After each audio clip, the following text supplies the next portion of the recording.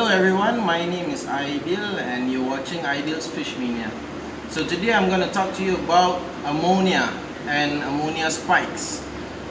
So as you can see in this tank, there's a lot of dead fish right up here at the bottom.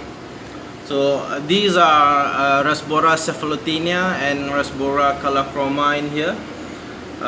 What happened to this tank last night? There was an ammonia spike. So ammonia spike happens when the amount of ammonia released by the fish and the food that you put in exceed the amount that the bacteria in your tank can handle. So a cycle tank usually is balanced. The amount of bacteria and the amount of ammonia produced is balanced. But when ammonia spikes happen, the bacteria cannot handle sudden changes in ammonia level. So what can affect sudden changes in ammonia level? So number one, we have a sudden increase in fish population. Number two, the use of medications. And number three, water changes. So what happened here is actually number one, sudden increase in fish population. Because a couple of days ago, I put around 20 new fish into the tank, and then last night, all the fish died. So that's what happened here. Because when you put more fish, and then suddenly there's lots of fish creating waste, and the more food you put in, and then all that decompose, produce ammonia, but the bacteria colony inside the tank is not enough to support that amount of ammonia, so that's when you get your ammonia strike. Another reason that can happen is the use of medications. Most medications are basically they are bacteria killing medicines, so mostly like antibiotics, general disinfectant.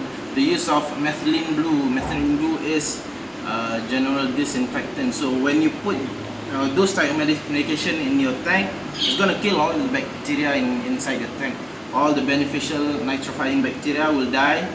And then if you have too many fish in the tank, ammonia spikes can happen.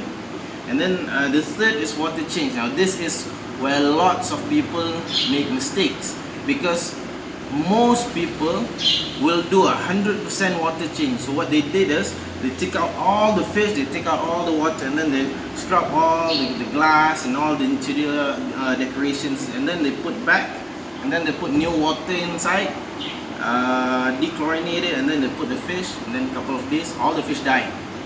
Because when you're doing that, you're actually throwing away all the bacteria inside your tank. All the beneficial bacteria is basically gone, sterilized, and then when you put water in there, and then you put the fish start producing waste, creating ammonia, and then there's no bacteria to handle this amount of ammonia, so all the fish will die.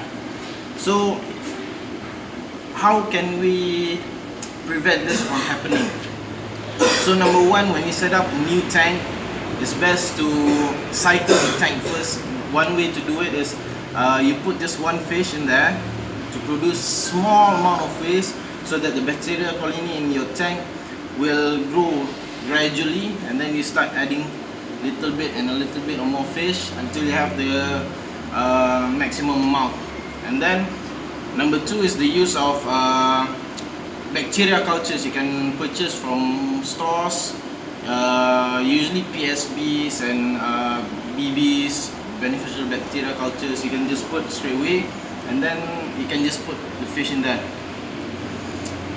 Number three, you do not do 100% water change. At my tank, all of my tank, I'll do 25% water change once every 5 to 7 days, depending on the amount of fish I have and the type of food I give. Okay, the maximum amount you want to do water change is 50%, so you don't take out more than half. Number three, the use of